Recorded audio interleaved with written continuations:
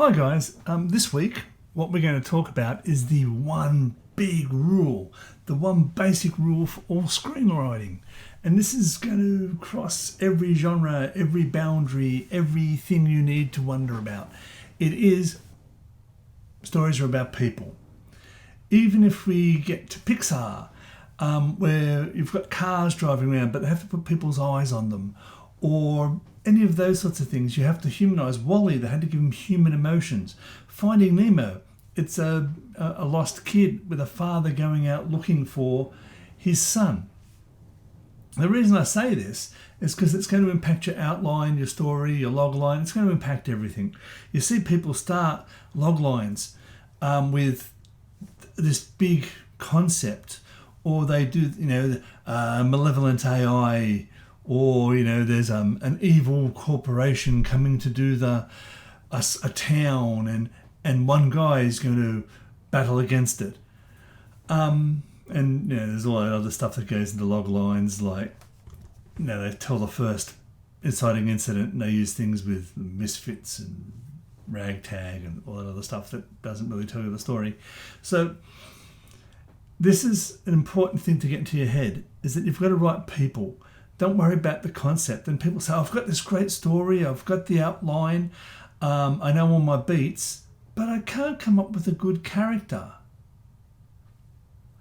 If it's about people, you sort of start at the character. You might have a question or an idea, and then you say, okay, what character could I tell that story with?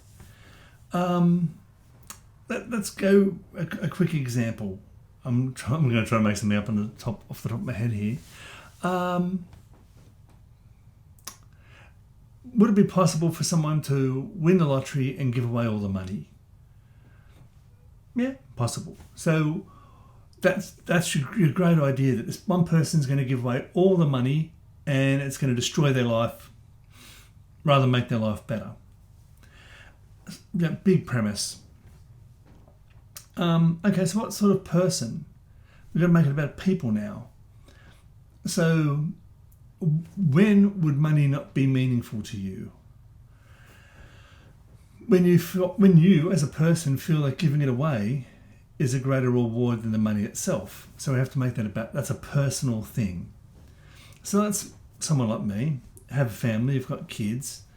I've got a son in his 30s, daughter late 20s. There, I could sort of think, well, I started with less than them. So if I give them the lottery winnings, it's only furthering middle class wealth. I've got to do something with that. So why would I feel like that? Why would I feel that I don't want to help children, my own children? Okay, so I might feel that I've let the world down, that maybe I've accumulated wealth through less than what I believe to be moral means or charitable means, or I begin to see that maybe my kids are great, so don't read anything into this, but perhaps my kids are a bit spoiled, even as adults. Their expectations are set too high. So I don't believe they need it. They need the lesson of not getting the winnings. And I know some people that are struggling, so why not help them out? So that's like the inciting incident. I've won the lottery and I've decided to give it to people rather than help my children who are already in a position where they could help themselves. So that's going to kick the story off. So now it has to be about the people. What's that relationship going to look like between my family and the people in my family, and maybe their circle of people? So does it impact the relationship with their partners? Do their partners go, well, your dad's done the right thing? Or do they team together with their partners and come against me? Maybe they lodge a court case against me. How does this affect the relationship with the people I'm giving it to? Do they don't want it, or do they want it but now they feel indebted, or they don't want to have a relationship with me because we're not that sort of people, but now they feel that they should have a relationship because I've just given them $1 million?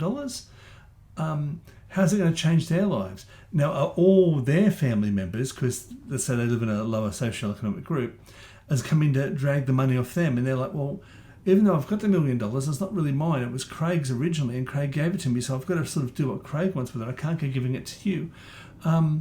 And that's a bit like the guys out of Good Charlotte. They said they were really come from a poor part of town. Their band hit it big. Suddenly, everybody came out of the woodwork. Would you pay for my son's college and all this sort of stuff? And they're like, in the end, they just had to say, no, we can't do that anymore. We've made this money. So then you've got that over there. Now you've got my family falling apart. You've got their family falling apart. So the money's become the root of all evil. It has driven people apart. But it's all about the people. It's not about the lottery winning. It's not this big concept. It's about people. If you look at Christopher Nolan's thing, Dunkirk, he had to make it about the people. Cillian Murphy's character with the PTSD, even though he was rescued out of the water and they were heading back, he couldn't go back. He ended up killing someone by accident. And Tom Hardy's character just gliding over the top, knowing he was going to land, he was going to be captured, he was going to be imprisoned by the Germans, but he was making that decision. That was his heroic effort. Saving Private Ryan is about the people, the soldiers. It's about Matt Damon's character. It's about Tom's character. Tom Hanks's character, willing to give up his life. And he even says to him, be worth this. So it's about people. Your stories always have to be about people. So when you go to write your log line, go to do your outline, forget all that in a way and think about the people to start with. I always use an empathy matrix. We'll do some field force analysis. What does he want? What's going to stop him from getting that? If you can't fill out what he wants, you don't really know what the person is. So make sure you make it about people, and then people can connect to people. People don't connect to big abstract ideas. Kit from The Knight Rider was just a talking car, but if you think about the popularity of the Transformers films, it's because they turn those talking cars into human-like characters and give them human-like attributes. So it's about people. Make sure you understand the people. Make sure the impacts are on the people. Make sure your log lines are about the people, your outlines about the people, all that sort of stuff. So people are going to be the cornerstone, the fuel for your story. Think of people first. That's the only big rule in screenwriting, is that all stories, to be successful, have to be about people. If you'd be so kind, that would be fantastic. If you could watch the video all the way to the end, which is only a few more seconds now, I really appreciate everyone who's doing that, because it keeps the Google algorithm happy.